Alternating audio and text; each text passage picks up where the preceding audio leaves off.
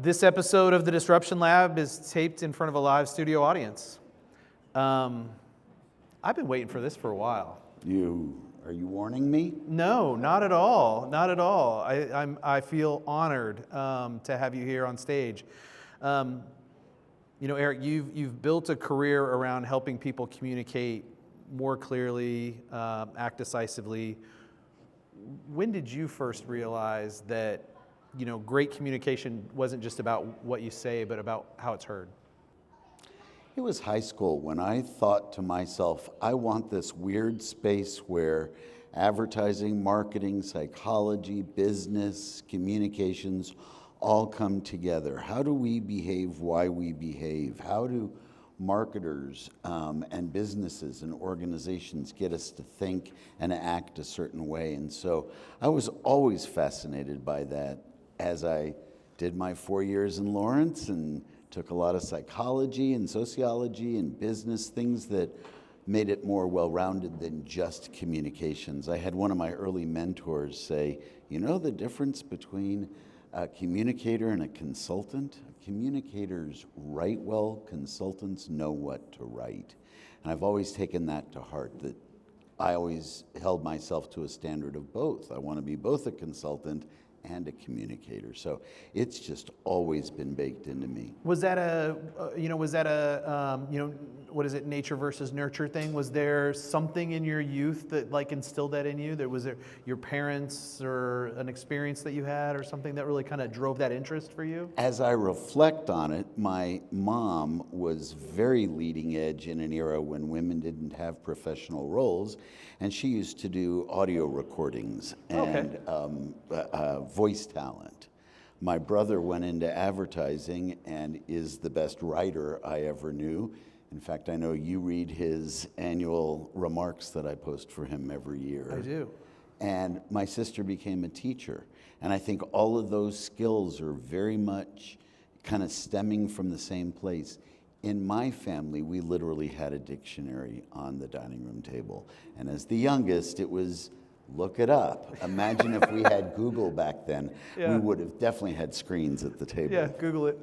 Yeah, being the youngest was probably tough in that environment. Yeah, you were always the one that had to open the dictionary. When we talk on the Disruption Lab, the category that we focus on is society and culture. And so as I was thinking about this interview and thinking about the opportunity to talk to you, it hit me how much communication is impacting us today on this macro level. So, we're living in this era of constant information, yet meaningful communication feels like it's rarer and rarer, like it's harder to come by in so many ways. What do you think most leaders are getting wrong about communicating today? Wow, that's a big, big question. And let me tell you that I find the dichotomy really tragic. We have more ways to communicate. Heck, we now have software that'll translate into other languages so that those barriers are evaporating. Yet we communicate so poorly. And why is that? I find that most people are quiet just long enough to start talking again and don't really listen very well. I think listening is a skill that we are losing in America. We're doing so much talking at each other. We've stopped learning how to truly listen, not just what the words, but what's the texture of the meaning of what that communication is doing. And I think what leaders often get wrong, to your specific question, is I do so much coaching with leaders and help them communicate to their troops, because every leader says, I got to get everybody to line up behind me. If we could just march in the same direction, we'd be invincible. That's a good vision. It's just hard to actually make that always happen. But I think the biggest problem leaders have goes like this. Kevin, I find most leaders think that most people think like they do. And most people do not think like leaders do. Leaders see the seventh step downstream. Not everyone even sees the next step. Leaders understand constructs like total cost of ownership, not just how much your mortgage is. It's the fact that so many leaders just go, why doesn't everyone see it like I do? If they did, of course they'd agree. Well, it leads to the number one, if you do it as long as I have, 800 clients, 40 plus years, you start getting the, Mr. Morgenstern, what's some of the most important you've learned, blah, blah, blah. And it's recipient-oriented communications. It's not what I want to say, it's what they need to hear. Yeah. And that's not just a semantic, it's a structural issue on how leaders should communicate in the manner that the receiver needs to receive it, not how the sender wants to send it.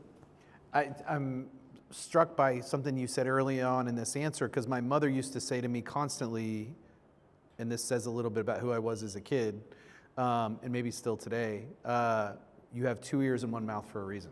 Use them in proportion. Use them in proportion, yep. I only said that yesterday to a client. Really, yeah. My mother was constantly harping on me. I ended up being a communications major, mostly because I was trying to get out of college fast. Going to be honest, but it was the most best bad decision I ever made. But learning through that process of the value of listening in communication, not just on the words that come out. That's not the hard part. Even people that have never read Stephen Covey's 7 Habits understand the phrase, seek to understand before understood. I really need to know where you're coming from before I have a chance of telling you my point of view. People get that intuitively, even if they haven't studied Covey. So, the opportunity that you've had to work with as many leaders as you have and have done this for a while, just a short while, what do you feel like are the essential ingredients to, crafting a message that truly moves people? I got to say, buddy, you ask great questions. How do you really motivate someone? You got to hit the triggers that are already within the person. Any exterior motivation will be fleeting. Get this product and you'll look better. Well, that's just not going to last forever. So in order to effectively not for long, in order to effectively motivate someone, you've got to find their internal triggers. What is it that you want them to do that is in alignment with what they want to do? W.C. Fields, you can fool people once, but not forever. You can try that restaurant. It might have a great shtick to get you through the door, but if the food wasn't good or the service was surly or they messed up the bill, you're probably not going back. So you have to look at it from what's important to the recipient, and that is the only way to get true motivation. Has to come from within. Now, we can steer it to a certain point, but boy, for it to sustain, it has to be inner motivations. I have been fortunate enough to have been around when you are teaching people and to have absorbed so much of that. And one of these core principles or philosophies that I hear you talking about a lot is aligning your voice with your written message, like the ability to align those things, your written and your spoken voice. How does that alignment change the way people perceive trust and authenticity? So let me go right to trust, and then I'll come back to written versus verbal. Okay. I find the study of trust to be fascinating right now. Just in the last 10 or 15 years, who we, people, trust has completely shifted. 10, 15 years ago, we used to trust recognized experts, electeds, corporate execs, sports heroes, clergy. I could go on and on, scientists. We used to listen to Siskel and Ebert, whether we should go see a movie. Respected experts at assessing movies. If you were going to take a trip to a country you've never been to, you would have gotten a book. Book is long-form content. Some of us have forgotten what those are. Done by Fromers or Foders, which was an objective, reputable, third-party assessment. Now we go on TripAdvisor and we read this review about this apartment. We didn't even know if that was written by a real person or the cousin. We go to Rotten Tomatoes, and I'll tell you, my wife and I have decided if it's not a 70, we probably don't go see it. Right. We used to trust experts. My favorite thing about trust today, though, Kevin, is how many times have you told a loved one or been told, Never get in the car of someone you don't know. Oh yeah, we've blown that one, haven't we? Right past that one. Yeah. I mean, the guy pulls up and it's Jasper and he's in a Chevy. I know that, but I don't know anything about Jasper. And I get in his car. That's how trust has changed in the last 15 years. Now, is that a technology thing, or what's driving that? Oh, So, I I would think say it's on the Uber side, that's clearly a technology thing, a comfort with traceability, a comfort with some of those types of... I think that's part of it, but I think a lot of it is we just don't trust. We don't trust science. Yeah. Okay, come on. I'm sorry. We're pretty good as a species at taking temperature. The Earth is getting warmer. That's not really a debatable, discussable topic. We can debate and discuss, did humans cause it? Can we fix it? Should we fix it? But it is a fact. I kind of one of these that believes in science. Call me crazy. The Earth is getting warmer. Yeah. That's not a debatable conversation. What we do about it, should we do anything? Those we can have. So let's go back to trust. What do we trust anymore? We've stopped trusting science. We don't trust the media. If Uncle Walter Cronkite used to say it, or Dan Rather, we believed it. There is no single voice out there anymore. Many people have seen that media bias chart that comes out every year. It shows from the very right to the very left, is it original reporting or is it just stuff made up? And it shows you the span. We all have to accept that every piece of information we get has some form of bias. It's coming from somebody's point of view, even if it's original reporting. So now I'm coming back to your question about trust and leaders. The first thing leaders have to do is establish trust. Because if I don't trust you, you don't get the second sentence. So the question becomes, how do you establish trust in a world where people start from a default of, I don't trust you. Now, what is it you want me to believe? Yeah. You have to act very trustworthy. You have to give trust before it's received. And that's really scary for a lot of people, especially leaders. You have to trust your folks before they're going to really trust you. It's not the other way around. 30, 40 years ago, yes, sir, you're the VP. Whatever you say, sir. Very militaristic, top down.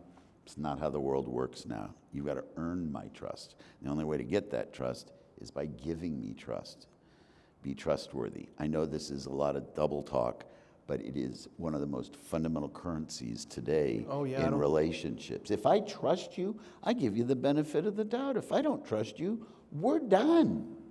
Yeah, I don't see that as double talk. I get the meaning. I see what you're saying. I'm going to go back to this written versus... I'm sorry I didn't go there. No, yeah, I do want to touch on that, though, because I've heard you talk about it a lot. So help me understand the importance of that alignment, especially as it relates to things like trust and authenticity. Almost every one of us. I recently sold our big home. We'd been there 20 plus years, finally downsized. And the realtor told us we have to sell the house twice. You have to sell it online through the pictures and the descriptions. And that gets someone's head nodding. And then they come and actually open the doors and, you have to sell it twice. I think you have to sell yourself twice as a credible, trustworthy person. And typically that first one comes when you're not there.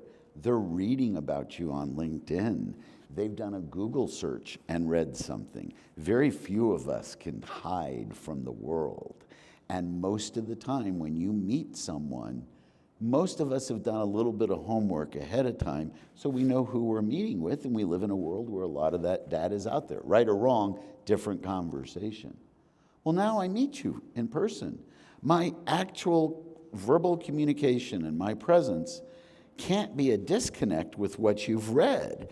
If you read someone that looked real snooty and professorial and corporate and buttoned up, and you meet me and I'm wearing a hoodie and a pair of jeans, you've got a disconnect. You can't have disconnect, because then what happens is people wonder, what's the real Eric? Exactly, which is the facade? So Shakespeare had it right. Be true to thine own self. We're all ducks, Kevin. We are what we are, good and bad. I am such a proponent of excellence, but Michael J. Fox taught me I expect excellence, but I leave perfection to God. None of us gets it all right all the time. But a 97 is a heck of a good score. Yeah, I'll take that score every single time. I never really saw that score in school. But yeah, I'll take it. You oftentimes emphasize the power of asking great questions. So what makes a question great? Well, if you're trying to build a relationship with someone, whether it's a networking thing or your boss or a sales call, or you're just a keystone and you're meeting someone and you have some common ground because we're both here at the same time, same place. The best way to get to know someone is to ask questions, not to start by saying, hey, buddy, sit down, shut up. Let me take 5 minutes and tell you all about me. About the third second, you've already lost interest. So what makes good questions? Open-ended questions. Very simply, I'm not taking you back to early English class. It's questions that can't be answered with one word. You think the Chiefs are going to do well this year? Yeah.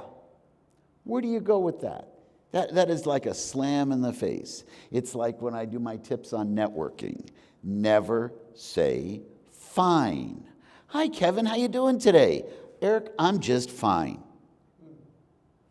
Where do you go with that? That's like you slam the door in my face and it's not what you intend. Have an answer. I feel excellent. I got to put my grandkids to bed last night. It is such joy as we're sitting there giggling and it's like, you got to go to sleep. You got to go to sleep. Well, now I've given you 3 or 4 things you do. You have grandkids. What do you remember putting them to sleep? It's the same thing. You want to be able to be consistent with your written and your verbal. You have to present a consistent, you are what you are, and personal authenticity is the currency of relationships today. As you know, whenever I get to coach people on how to do a pitch or how to do a presentation, I always say, this has got to be your words. If you ever say to yourself, well, now how would Eric say it? Whew, you're in the wrong quadrant, because now all of a sudden you're playing a part. And you're not authentic. So personal authenticity, you just got to be you. Whatever you are is great because you're you. You work with a lot of leaders on giving and receiving feedback. And I think that's one of the things I've also heard you talking about. What's your framework for giving and receiving feedback effectively and without defensiveness? Let's do 2 different scenarios. One is a recurring thing and one is an isolated. So one of my favorite methodologies for getting feedback on a recurring thing, like we have an annual meeting or an annual sales meeting and our team planned it, and you want to get good, honest, actionable feedback. I have completely stolen one of my mentors, Barnett Hellsberg Jr.'s 3 magic questions. It is, as you reflect on this year's annual meeting, sales conference, whatever it was, what went great? What went poorly? What was missing? You get all of the leadership that was involved in putting together the event to answer those 3 questions, just bullets. You have somebody designated to aggregate all the answers. So let's say there's 8 people giving that feedback. You've got 8 lists of all the things that went well, 8 lists of all the things that didn't go so well, and 8 lists of things we should consider for next year. And that jumpstarts next year's process. And by taking it from the standpoint of what went well, what went poorly, what was missing, nobody gets thrown under the bus. How come the name tags were so small? I couldn't read the names. We talked about. Let's make sure the name tags are easy to read. Right. And when it comes time to this year's event, you pull out that sheet, and that's your jump start. Just because you thought it last year doesn't mean it's automatically this year, but it's a jump start. Now let's take an isolated event. If I'm trying to get someone to give me valid feedback, I will often do the sandwich method where it's something positive, something negative, and maybe that's the thing that really needs to happen, and something positive. So, Kevin, as you reflect on that last meeting we had with so-and-so, Tell me something that went, tell me something that didn't go, and how do we fix that going forward? And so if you sandwich that, you often can get a more robust what didn't go well, as opposed to starting with, Kevin, let's debrief and let's start with, what'd you screw up? People get a little defensive that way. What's the one thing in your experience that leaders could, like one small change that leaders could make in terms of how they communicate tomorrow that would instantly improve, how their relationships with their teams or how they communicate with their people? If they would make things simpler. Leadership has so many voices in their heads, the shareholders, the customers, the competitors. I believe in these simple mnemonics to help people communicate effectively. And another one of these is what, so what, now what. I wish every leader, if we're starting a new initiative, we have the new ABC initiative.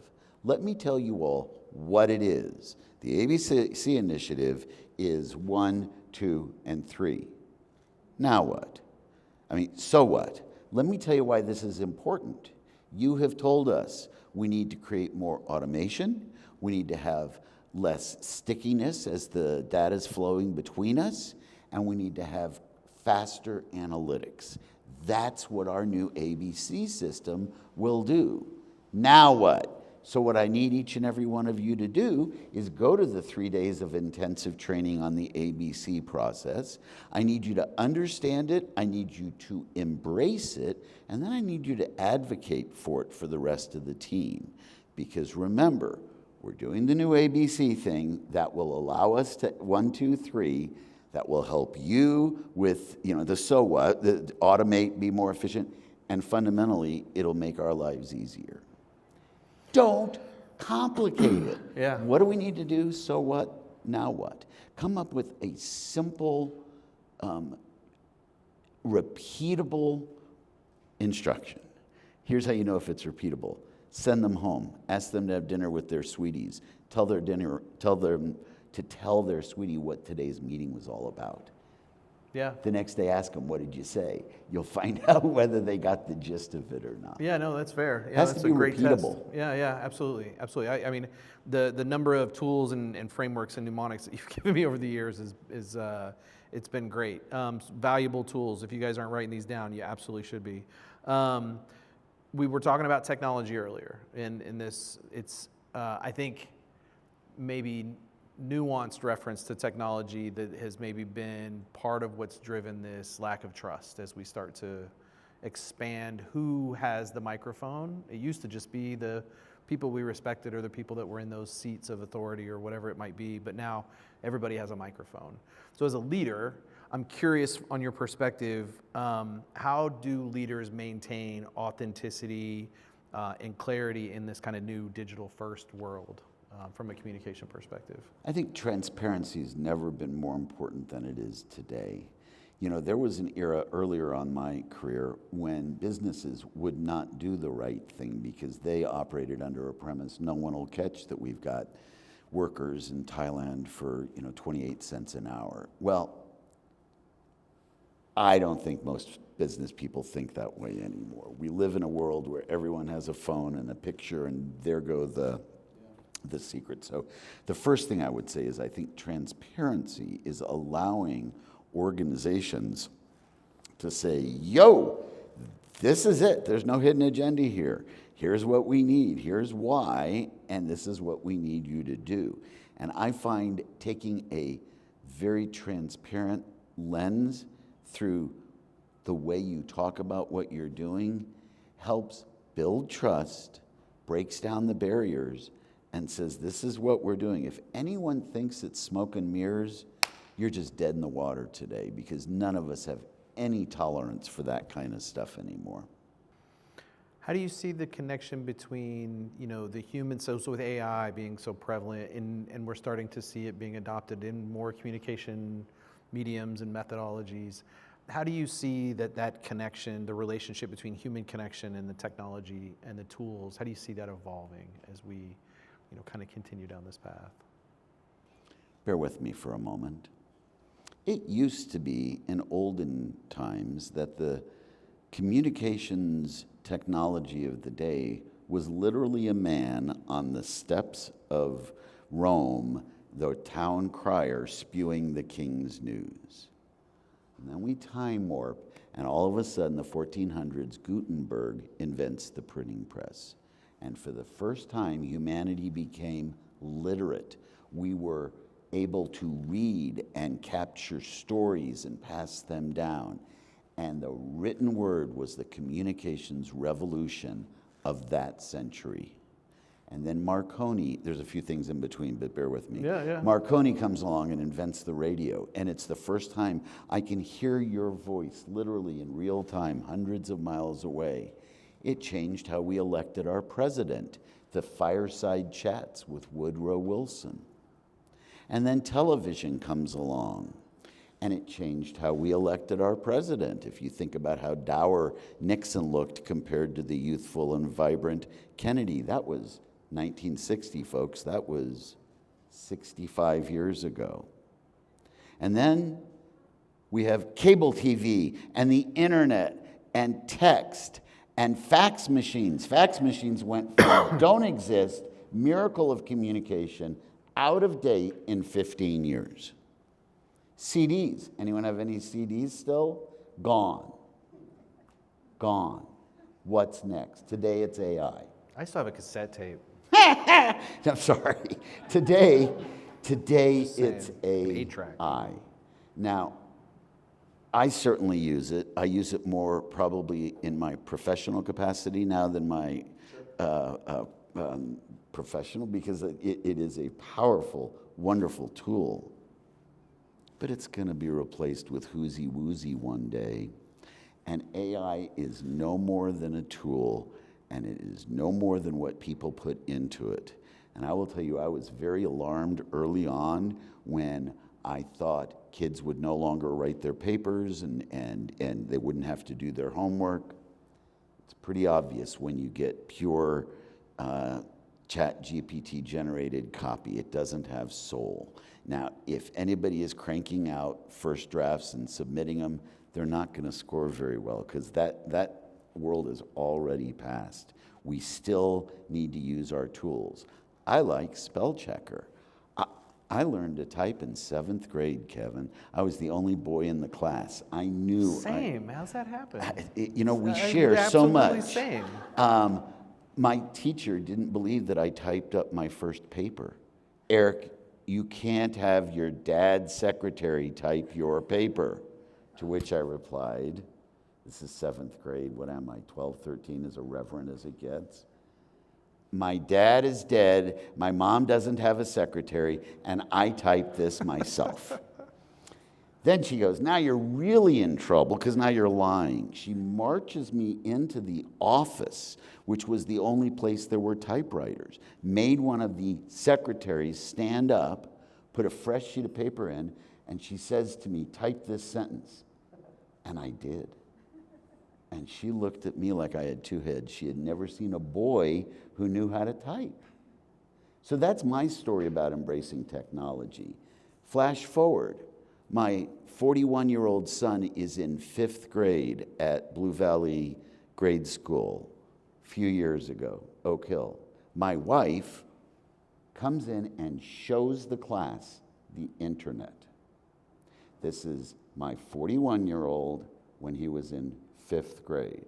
The class had never seen the internet, so Shawnee did a little demo that day. And now, my 5-year-old grandson was issued a Chromebook in kindergarten. A Chromebook in kindergarten. It wasn't that long ago that college students started getting their own, and then it was that in high school, email counted as an actual communication. And now kindergartens are getting their own laptops. I had to go to computer lab in college just to be able to get to a computer. It was terrible. I learned Fortran so I could understand a little bit about programming. It's an old programming language that no one should ever use. It's kind of like when they used to slide the beads across to count things. Just one step Yeah. above the abacus. Eric, you've advised hundreds of executives, and in my experience, dozens and dozens of startup founders. What's the one lesson that consistently surprises your clients once they put it into practice? How important it is to talk less about what they do and talk more about what it does. They're all enamored with, look at my widget, let me tell you something else it does. Ooh, here's the next thing I'm working on. Tell me why I should care. I believe you've got a good widget. We're here because you have a good widget. Others have vetted you've got a decent, I grant you that. Give me the so what. Stop talking about the widget. Oh, I have so many stories like that, Kevin, where, oh my goodness, I was helping a big company here in Kansas City that had a huge database here in Kansas City, and they would fly the suits in from the east to watch so they could see the security systems, and it wasn't working. The suits weren't getting their warm fuzzy, and so I pretended to be a suit one day from the east and received the tour. And oh my God, the tour guide went on and on about the stupid fence around the outside of the facility. And how much tensile strength and the spacing and all. And he finally says, well, and importantly, this fence is strong enough to stop a 50,000-pound truck going 50 miles an hour. That's all I needed to know. That sounds like a strong fence to me. I don't need to know tensile strength and, inches. And so, again, too many times people get so hung up talking about their widget. All he had to do was say, after 9/11, we boosted our security. That fence, it'll stop a tank. You can have 50,000, there's nothing getting through. Good, check mark, good fence. That's all I needed. People get so enamored with their widget. Stop. Talk about what it does for the person. What are some of the other things you see? So if you guys don't know, I have a saying about, or I have a phrase that I call Eric, usually when he's not around, but I've now started saying it in front of him. He's the startup whisperer. This man has had the opportunity to work with dozens of startup founders, and if you've seen people win Pure Pitch Rally and Launch KC and the Social Venture Studio, and you can just go down the list of entrepreneurial programs in Kansas City, and they've had the luxury, the opportunity to work with you on their pitches, and you can tell. We were just talking about it today when we were doing Launch KC finals. You can tell who Eric's worked with versus who Eric hasn't worked with yet. You can always just tell the difference between the two. Thank you. What are some of the other things you see founders doing? Like when you first see it, you cringe a little, or you instantly want to just correct them. What are the other mistakes that you see founders making? The other mistake is wimpy words. Wimpy words, say more. Yeah, this is another fingernails on the blackboard to me. Often, people interject wimpy words, qualifiers, into what they're saying so they don't come across as arrogant SOBs. So they would say something like, so Kevin, when we're done in the next 3 minutes, I hope you'll have a better understanding of my offering. No. Kevin, when I'm done in about 3 minutes, you'll have a better understanding of my offering. Take out the I hope, would, could, should, might, expect. Throw those out of your language.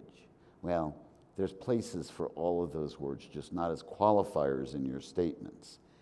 You just cut the wimpy words. You take out the I hope, you should. After you do this demo, you should have a really good hands-on feeling for it. After you do this demo, you'll have a good hands-on feeling. Now, it's not arrogant by dropping out the wimpy words. If you go too far the other way, well, of course you'll have, now we've gone too far. That's not what I'm saying. Just take out the wimpy words. And let me take another moment and explain. Why do smart leaders, entrepreneurs, put wimpy words in what they're saying? Because they don't want to come across as know-it-alls. So psychologically, we do this to ourselves. Kevin, I know you're going to have a better understanding of my offering at the end of 3 minutes, but I'm not going to say it quite so assertively. I'm going to say, I hope you have a better understanding, so I don't come across quite so arrogant. Well, what happens is you come across less confident. So the coaching tip is just cut the wimpy words. The same exact sentence. When we're done, you'll have a better understanding of my offering. That's not arrogant. That's just confident. That's the next mistake I see an awful lot of entrepreneurs that are early stage have. They know they're right, but they don't want to come across quite so confident, so they chop their own feet off. It's not good. Yeah, especially in that environment, you want to come across as the expert. You want to come across as Confident, the person. not arrogant. If I'm asking you for money, I better know what I'm talking about. Yeah, Yep. That's great advice. And I've seen, you put that in practice with a lot of different founders. I was thinking as I was preparing for this, the number of founders that you've worked with. Have you, when we do compliance reporting for grants, we oftentimes have to do, here was the program year 1, here was the program year 2. Well, as you get into years 3 and 4 and 5 and so on, you have to go back and ask the year 1 participants, have you raised money? Have you hired more people? So you can see maybe what the impact of your work has done over a period of time. Have you ever considered calculating the amount of non-dilutive capital that you have put in founders' hands by working with them on their pitches? I'm going to use a really technical term and say, I know it's a lot. And it's good enough for me. What really gets my heart going is, well, we just did Pure Pitch Rally, and there were, I think, 8 alums from Pure Pitch Rally that now have come back as sharks. When they come back and they tell me how important a role I had in helping them change the trajectory of their business, without picking on any of them individually, one of the things that I'm able to do frequently is to allow the personalization that they have been hesitant to do. Their origin story, their really intimate level 30 why. And it has taken courage for a lot of those founders to let that out there. But what they have found almost always is people relate to that and are gravitated towards that because it's so real. And so I love the stories of Nomi, who left Mongolia to come here and revolutionize mortgage banking. And here's this petite little woman who's just changing an entire industry. When she comes up to me and gives me a hug and says, Eric, when I tell my story, I think of you every time. That's all I need to know. I really don't need to know the total dollars. All I know is that a lot of the folks I've helped continue to thank me, and that's what gets my heart going. You have led Morningstar Communications for decades. You've had your company around for a long time. What have you learned about leading with consistency, regardless of medium, regardless of message? What has been the thing that you've learned about being able to do this as long as you have consistently? This too shall pass. It is not a biblical line. I actually looked it up. It sounds biblical. Sure. But it basically pays homage to impermanence. What is I gotta know now. You've created a hole. What is the source? It's unknown exactly. The whole stays. I could not find it to a single source. All right.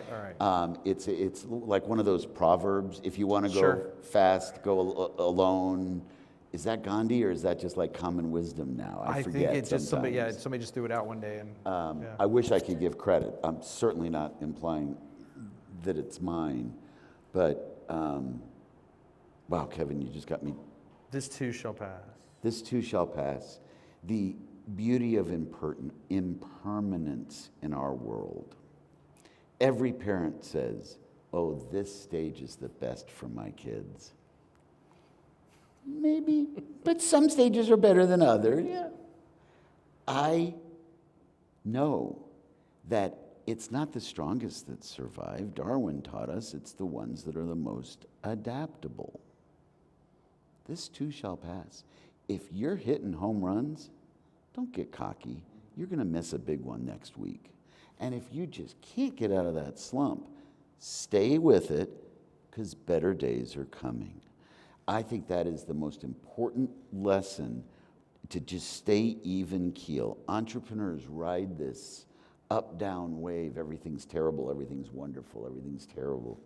If we can just accept that when things are going good, embrace it, enjoy it, but don't get cocky. And when things are going bad, don't get suicidal. As I like to tell people, there was a time Shawnee and I left the country when Morningstar was actually insolvent. It sounds like a movie script when we fled the country, but at that moment, we had more debts than we had assets, and we had had a trip that we had had planned for a long time. And it's like, Shawnee, this is how people like leave the country.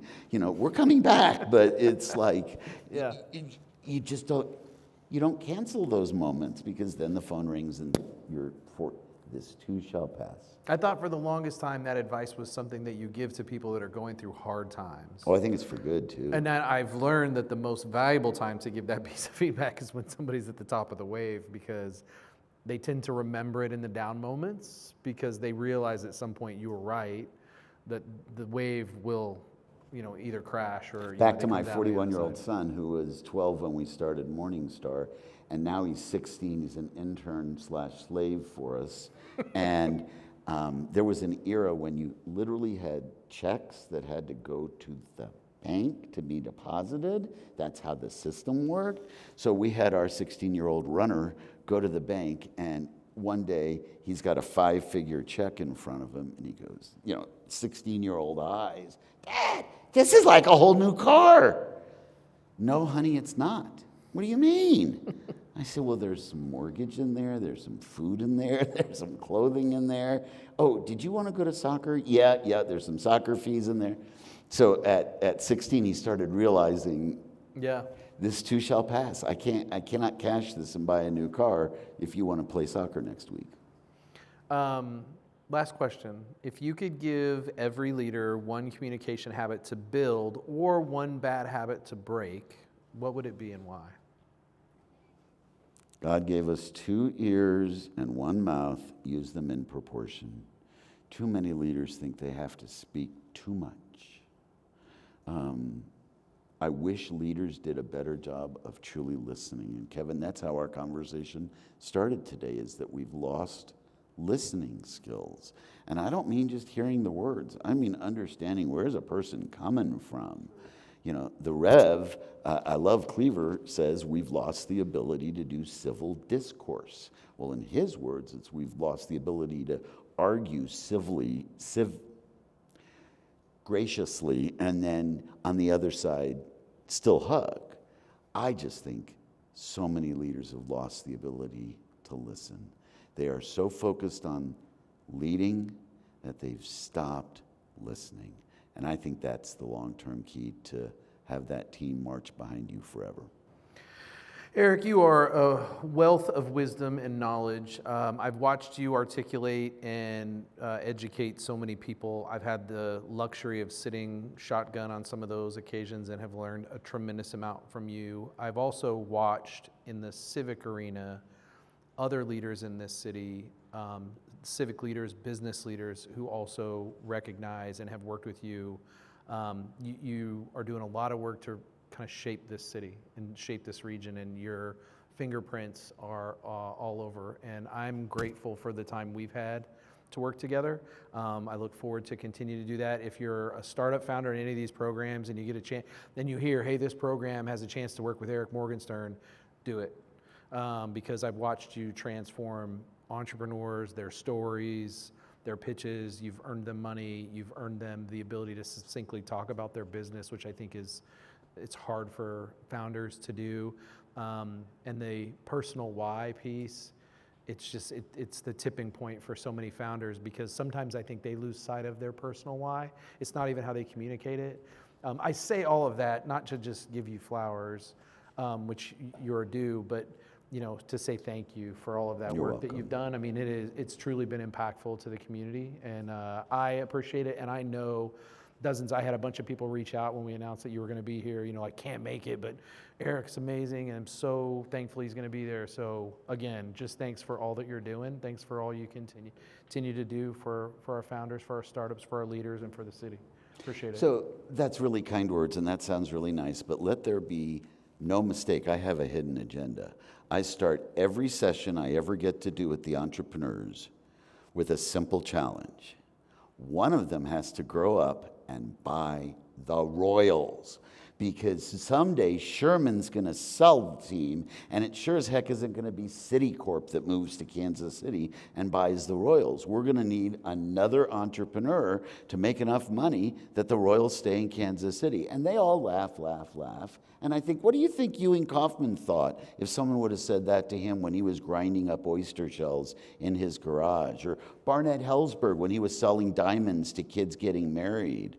Or Henry Block, who started doing taxes for his brother? Or the Cerner boys who took a walk around Luce Park one day and did the Cerner business plan on an 8.5 by 11. And now you guys are laughing because I'm telling you, you have to grow up and buy the Royals. I'm not kidding. Somebody needs to. It might as well be you.